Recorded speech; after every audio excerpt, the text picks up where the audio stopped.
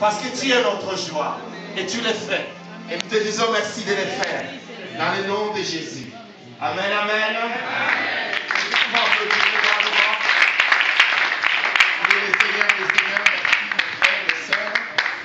Jésus, il fait ce que sa parole déclare. Parce qu'il veille sur elle afin de l'accomplir certainement. Nous bénissons la présence du Seigneur qui nous convie ce matin dans cette salle pour adorer son nom, pour louer son nom.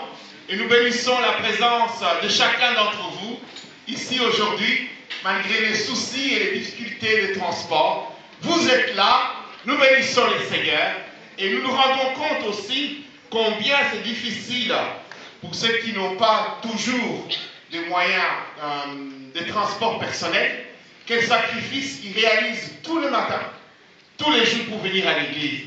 C'était peut-être pas prévu, mais je souhaiterais, si à la fin, pendant les annonces, Yadika pouvait venir nous parler sur sa proposition pour les transports. Parce que lorsque nous vivons ce moment de journée sans voiture, nous réalisons combien c'est difficile parfois pour certaines sœurs, certains frères, parfois avec ces sœurs avec leurs poussettes, faire des trajets énormes pour être là, pour la gloire du Seigneur.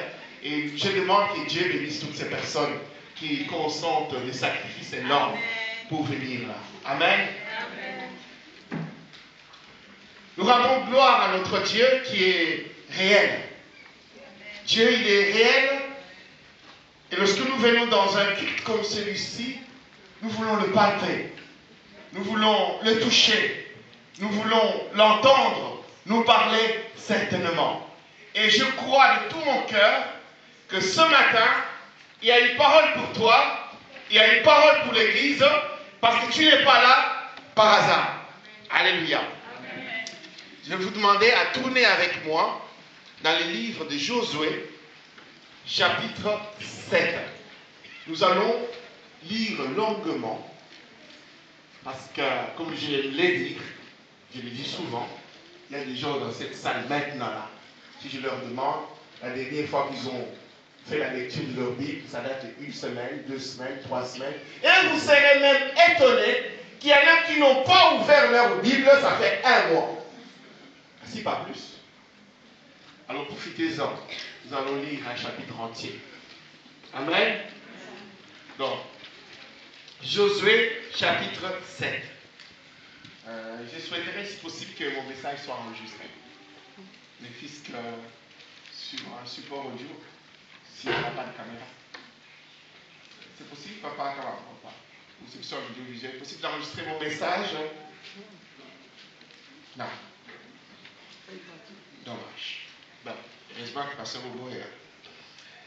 Voilà, nous lisons dans Josué, chapitre 7, verset. Je commence exprès par le verset 2. Nous lisons. Josué envoya de Jéricho des hommes vers Haï, qui est près de Beth-Aven, à l'orient de Bethel. Il leur dit, montez et explorez le pays. Et ces hommes montèrent et explorèrent Haï. Ils revinrent auprès de Josué et lui dirent, il est inutile de faire marcher tout le peuple. 2 ou 3 000 hommes suffiront pour battre Haï. Soulignez ce verset. La déclaration de l'homme. Il est inutile de faire marcher tout le peuple. 2 ou 3 000 hommes suffiront pour battre Haï. Alléluia. Soulignez ce verset. Ne donne pas cette fatigue à tout le peuple, car ils sont en petit nombre. 3 000 hommes environ se mirent en marche, mais ils prirent la fuite devant les gens d'Haï. Les gens d'Haï leur tuèrent environ 36 hommes. Ils les poursuivirent depuis la porte jusqu'à Shébari et les battirent à la descente. Le peuple fut consterné et perdit courage. Josué déchira ses vêtements et se prosterna jusqu'au soir. Il y a des Josué dans cette salle aujourd'hui. Le visage contre terre devant l'arche de l'Éternel, lui et les anciens d'Israël. Et ils se couvrirent la tête de poussière. Josué dit, ah Seigneur éternel, pourquoi as-tu fait passer le Jourdain à ce peuple pour nous livrer entre les mains des Amoréens et nous faire périr? Oh, si nous avions su rester de l'autre côté du Jourdain, de grâce Seigneur. Que dirais-je après qu'Israël a tourné le dos devant ses ennemis? Les Cananéens et tous les habitants du pays l'apprendront. Ils nous envelopperont et nous feront disparaître notre nom de la terre. Et que feras-tu pour ton grand nom? La question, Seigneur. Et la réponse de l'Éternel. L'Éternel dit à Josué, lève-toi. Pourquoi restes-tu ainsi couché sur ton visage? Israël a péché. Ils ont transgressé mon alliance que je leur ai prescrite. Ils ont pris des choses dévouées par interdit et ils les ont dérobées et ont menti. Et ils les ont cachées parmi leurs bagages. Aussi les enfants d'Israël ne peuvent-ils résister à leurs ennemis? Ils tourneront le dos devant leurs ennemis car ils sont sous l'interdit. Je ne serai plus avec vous si vous ne détruisez pas l'interdit du milieu de vous. Lève-toi, sanctifie le peuple. Tu diras, sanctifiez-vous pour demain, car ainsi parle l'Éternel, le Dieu d'Israël. Il y a de l'interdit au milieu de toi, Israël. Tu ne pourras résister à tes ennemis jusqu'à ce que vous ayez ôté l'interdit du milieu de vous. Vous vous approcherez le matin selon, écrivez-en, suivez ça attentivement. Vous vous approcherez le matin selon vos tribus. Et la tribu que désignera l'Éternel s'approchera par famille. Soulignez cela. Et la famille que désignera l'Éternel s'approchera par maison. Est-ce que la Bible est bien écrite? Et la maison que désignera l'Éternel s'approchera par homme. Vous comprendrez lorsque nous allons développer tout ça. Celui qui sera désigné comme ayant pris ce qui était dévoué par interdit sera brûlé au feu. Lui et tout ce qui lui appartient, pour avoir transgressé l'alliance de l'Éternel et commis une infamie en Israël. Josué se leva de bon matin et il fit approcher Israël selon ses tribus. Et la tribu de Juda fut désignée. Soulignez la tribu de Juda. Il est désigné coupable.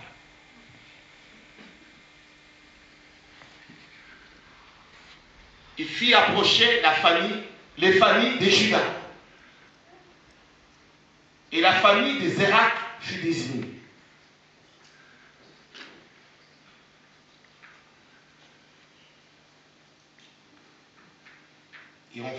Et par maison, Zabdi fut désigné. Il fit approcher la maison de Zabdi par homme même. Et par homme, et Akan, fils de Carmi, fils de Zabdi, fils de Zérak, de la tribu de Juda, fut désigné. Josué dit à Akan, Mon fils, donne gloire à l'Éternel, les dieux d'Israël, et rends-lui hommage. C'est une ironie, n'est-ce pas? Dis-moi ce que tu as fait, ne me le cache point. Achan répondit à Josué et dit, il est vrai que j'ai péché contre l'Éternel, le vrai Dieu d'Israël. Et voici ce que j'ai fait.